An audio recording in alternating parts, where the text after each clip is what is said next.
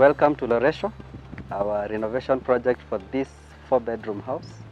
We are going to transform it into a masterpiece.